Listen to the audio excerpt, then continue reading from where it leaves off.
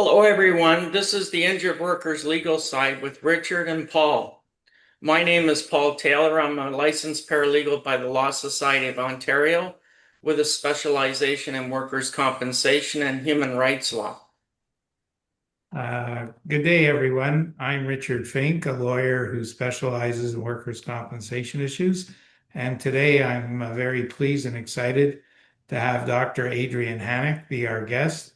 Dr. Hanick's been a psychiatrist for decades and has had the opportunity of treating and dealing with injured worker patients.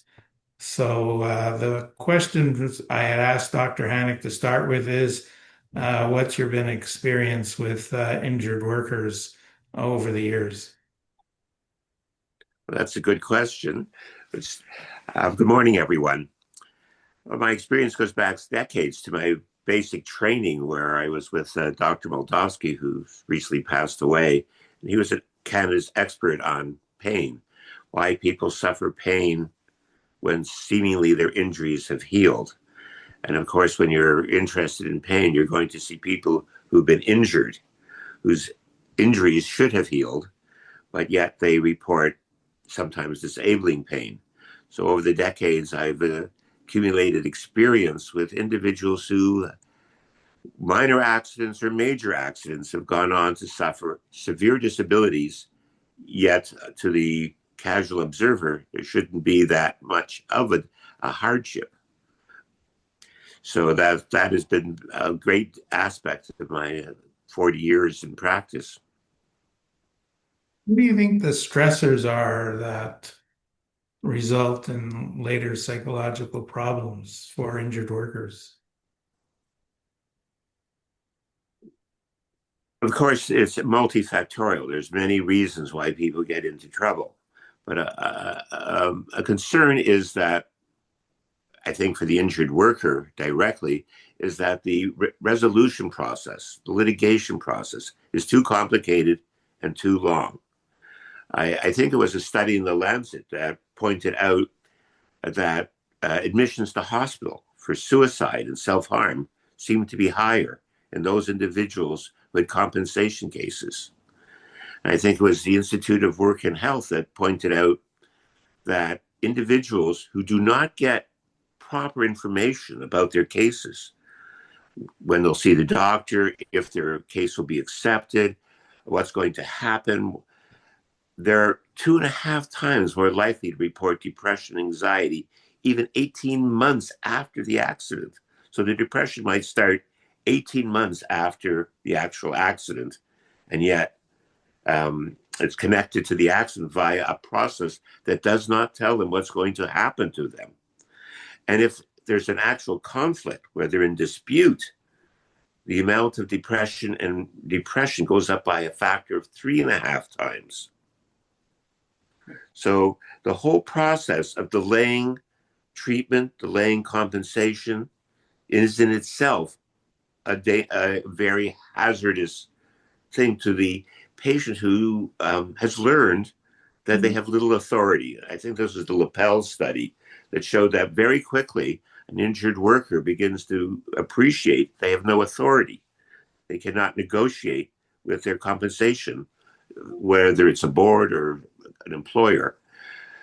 And this has been shown in cohort studies, looking at people who had compensable injuries versus people who have no compensable injuries. They have an injury, but there's no one to sue. Who gets into trouble quicker and faster is people with the compensation. They tend to have longer delays in recovery because of disputes over their treatment and over actually acquisition of information as to who's going to give this information, how long will go on for, what their benefits are. And as Paula had pointed out earlier when we were talking, this is sort of a learned inferiority. I cannot fight these people. Now, you got to remember, you've come from an accident. You're already emotionally fragile. You're not working. You probably are in pain. You're not functioning well. You already have family problems. People are looking at you, wondering if you're going to go back to work. and you're looking for help that isn't coming. Maybe you're delayed at seeing your physicians who are telling you that this will take time, or that you need surgery or whatever. You need treatment, rehabilitation, presumably. And yet that funding is not arriving in a timely fashion and will have to be fought for. So when that happens, people tend to progressively grow depressed. And when people are depressed like that, they lose their motivation to comply. They may not show up for treatment. They might not attend for any of the scheduled therapies. They find excuses. I'm sick today. I cannot go. It's a common one. I'm too sick to see my doctor. Is a common one. They also begin to isolate themselves so that the companionship of friends and supporters of family has less and less influence on them. And a friend acts as a voice of reality, saying, oh, you must strengthen yourself. You must buckle up. You must know this is coming. So they've abandoned that support system. So people talk about, do I have a network? Well, if you abandon that network, then of course you're without that support. So they lose that support. And again, you have to remember that if they've suffered a post-traumatic stress disorder, those people already fear injury. They fear that someone will harm them. They won't go back to work because that's where the accident had occurred, and they will not expose themselves to a greater threat. But being that fearful, the employer or the compensation board or whoever provides the compensation becomes that threat. They become fearful of those individuals. So now they're fearful, they're withdrawn, they don't have support, and they grow. A vicious spiral of depression evolves. And in some of these cohort studies, even 7 years after the original accident, people were now getting depressed. Now, it couldn't have been the original accident that got them so depressed. It was the process of trying to get better. And there are studies that show that once this process starts, recovery becomes delayed. And it's now a vicious spiral of delays and getting worse and conflict. Whereas the people who feel very well supported tend to get better faster, given it's hard to compare injuries, of course, but given any injury, will tend to get better and return to work faster. So if the process is to get people into treatment quickly, you wonder what the mechanism is for that. Why is treatment so delayed in so many of these cases? And it's a very large number. I think that the Australian National Survey found that 23% of compensation claimants said they were having a stressful time. That's 1 in 5. So if we take 1 in 5, we say half of them, I don't know what percent, get into serious difficulty, but some percent will. So those people, still a sizable number of people, will have major problems recovering because of the process of recovering. One of the things I thought about when you were speaking just now is the WSIB has a rule that the psychiatric problems have to show up within 5 years following the injury. The appeals tribunal has made some exceptions when you don't see the diagnosis, but you see some of the symptoms within the 5-year mark. But they do have the 5-year rule.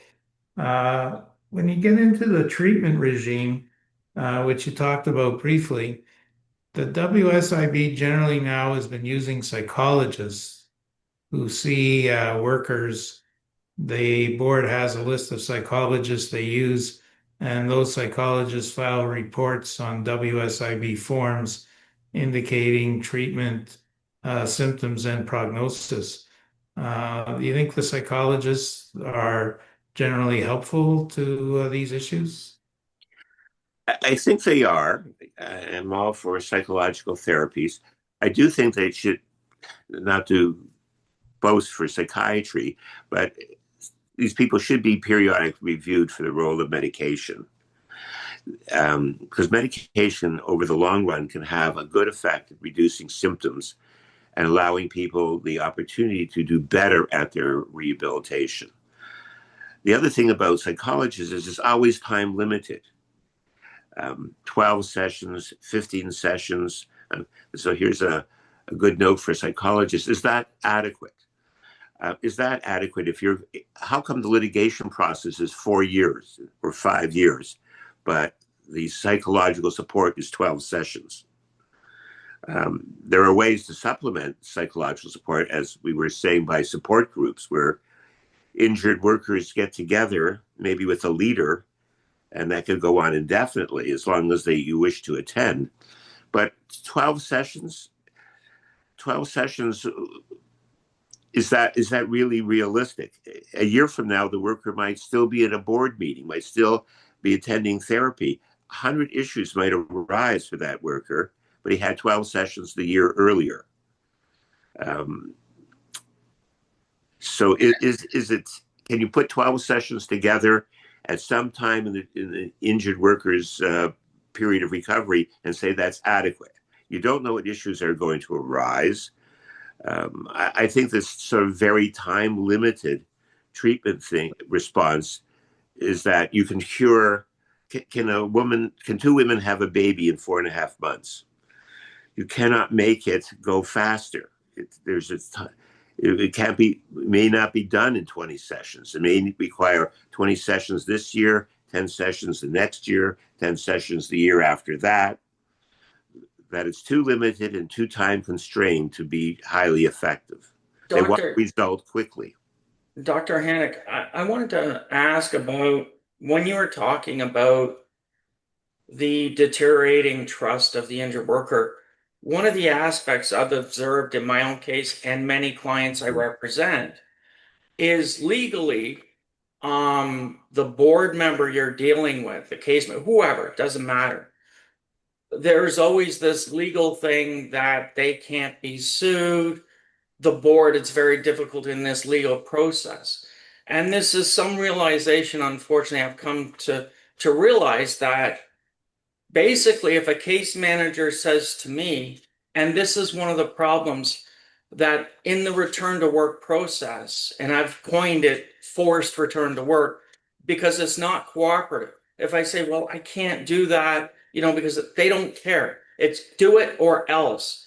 And when the system fails, like if, say, Richard was my case manager, that mean guy, and he says, Paul, I don't care if you're on opiate pain medications, you drive that transport truck or operate that forklift, and then I get injured or I injure somebody else, he's not held accountable, nor is the system. I mean, I'm not saying go after the case manager individually, but what I'm saying is the system isn't there isn't any accountability. And from that, then, why should injured workers trust the system? And I think that's part of the reason why, as time progresses, the injured workers pull away from the case managers and especially the employers, because it's like, wait a minute, you said it was safe for me to do this work. I trusted you.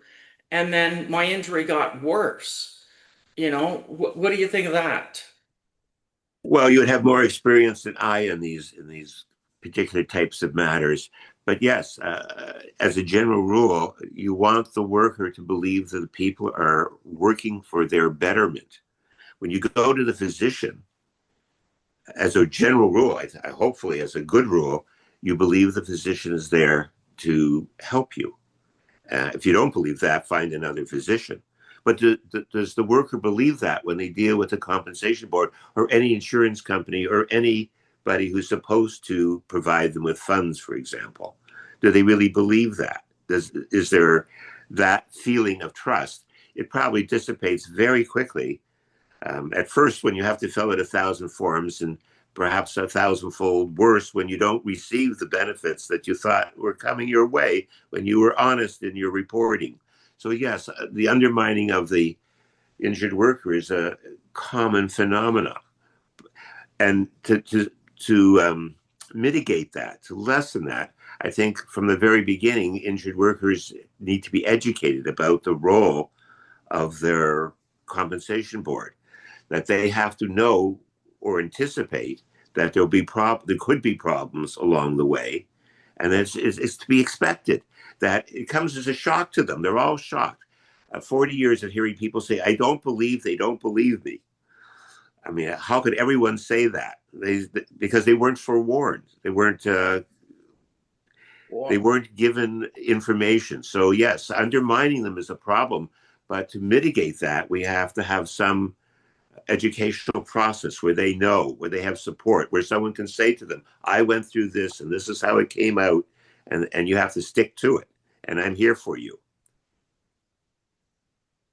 Paul, do you think the ONIWIG meetings act in a sense of sort of an educational and treatment process when they have their general discussions?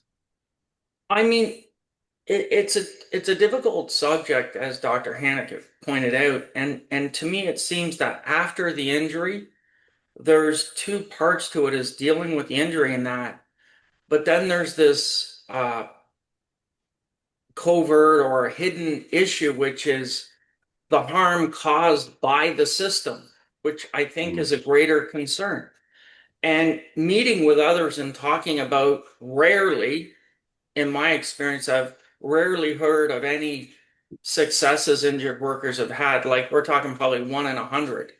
That's how bad the system has become.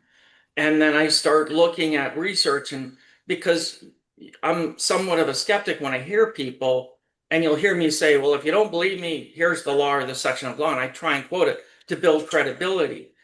That's been caused by me, not by law and education, but by dealing with the board, where they deny everything you say, you know, and talking to others, it does, in that sense, you do learn a bit from them, but I think it's just a common sense that it's not just happening to you, that it is a systemic, as one of the legal books I have is, it's a systemic problem where they're intentionally doing this. I, my own experience, not being an injured worker myself, thank goodness, is when we're arguing the case, for instance, most often chronic pain syndrome, which the WSIB states you have to have both psychological problems and some pain in some part of your body that's prohibiting you from doing your normal activities. You've got a checkmark system.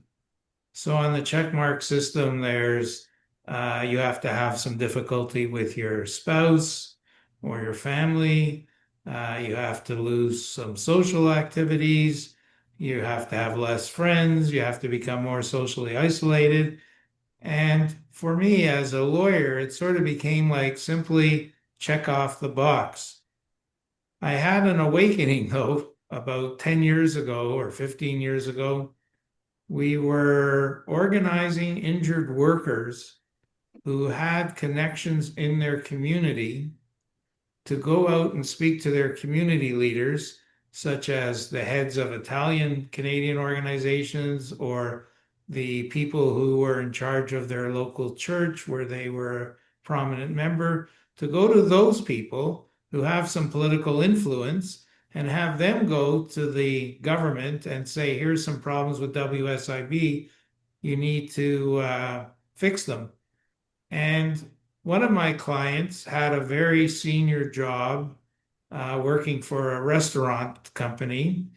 The restaurant company ceased operations. He then becomes somebody who's building roads, strains his shoulder.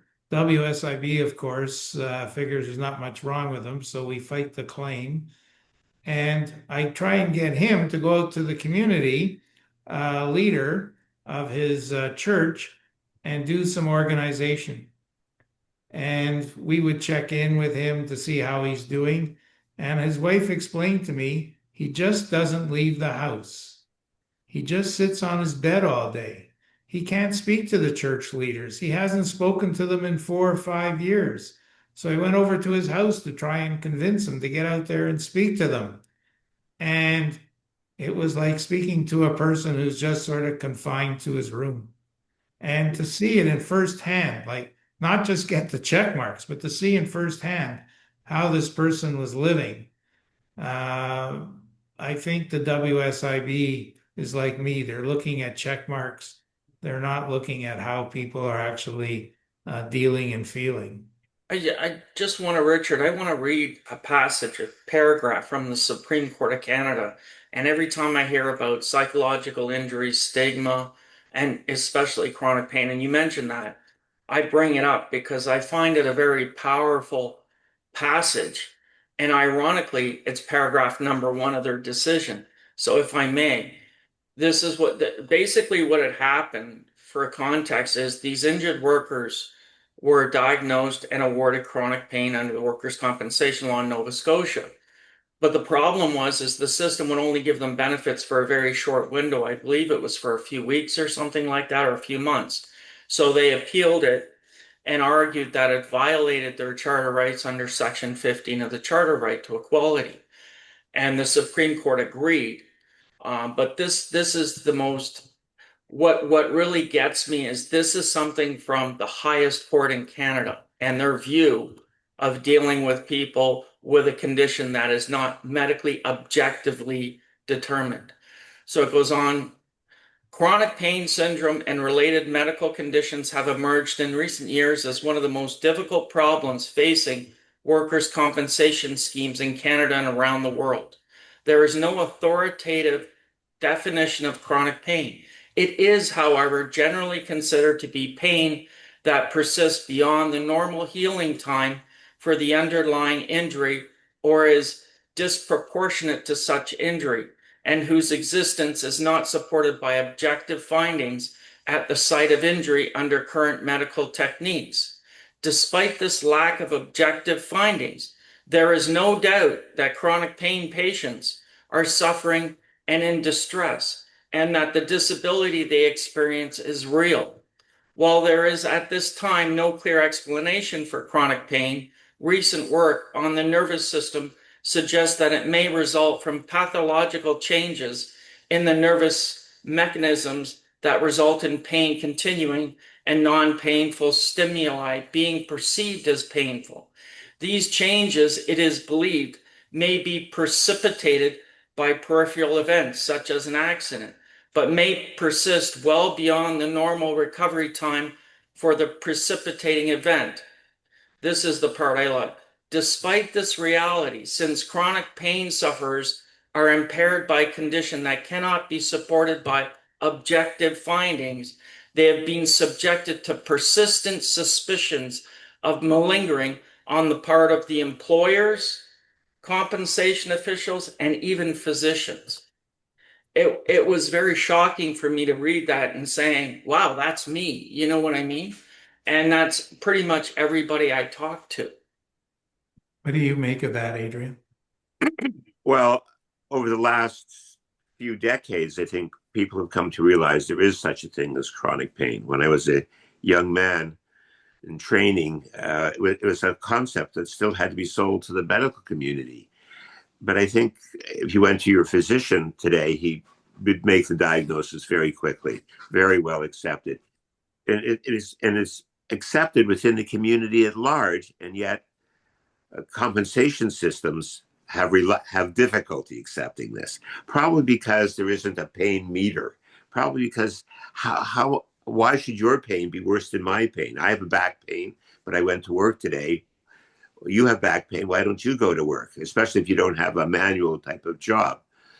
So there's a problem in that. How do you measure pain? The only way we have of measuring pain is its effect upon you.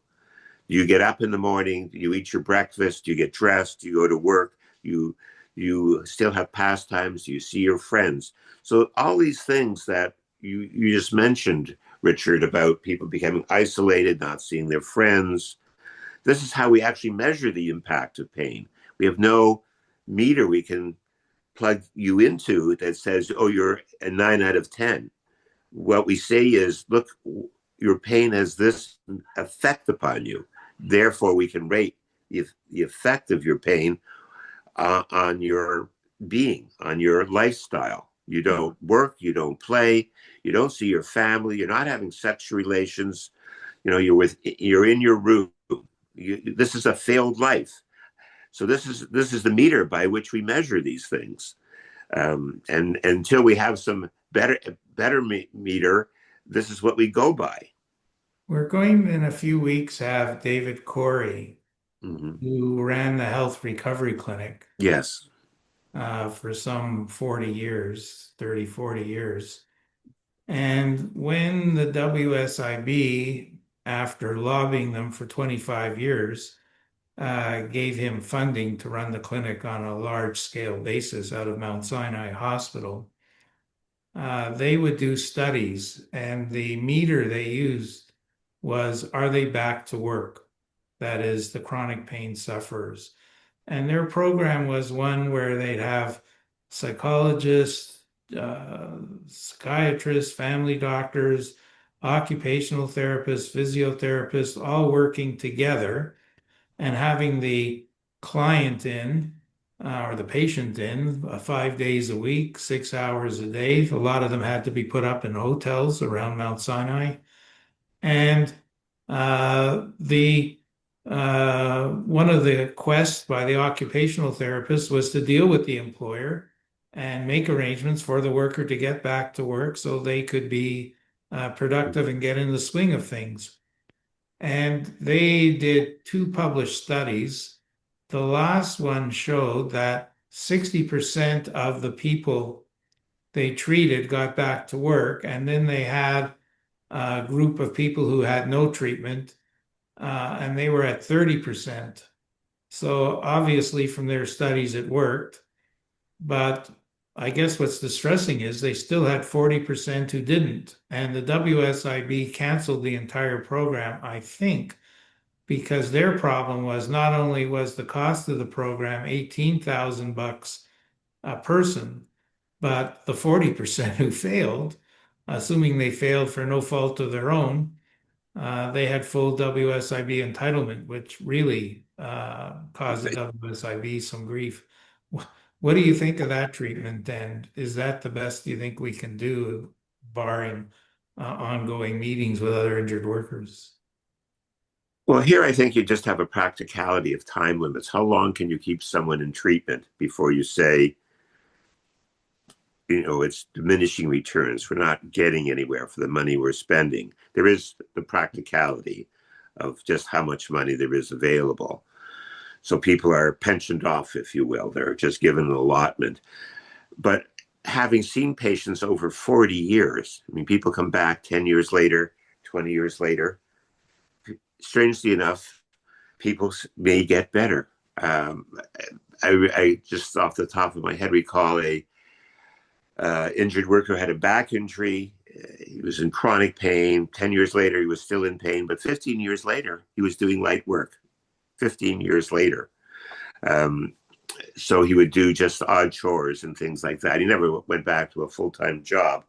Our time span is too small to see a lifetime, but it's just the practicality. How long can you support how long can a system have only accumulating number of patients in it? You have to discharge people. There's only so many beds in the hospital. People have to come in and people have to go out.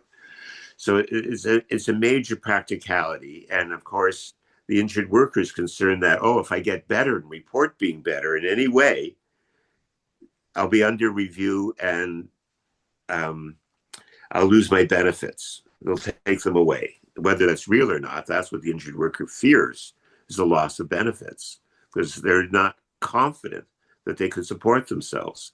So this is just the situation of being human. This is our society, and we have to make decisions that can be reviewed, of course, but do we review these fairly?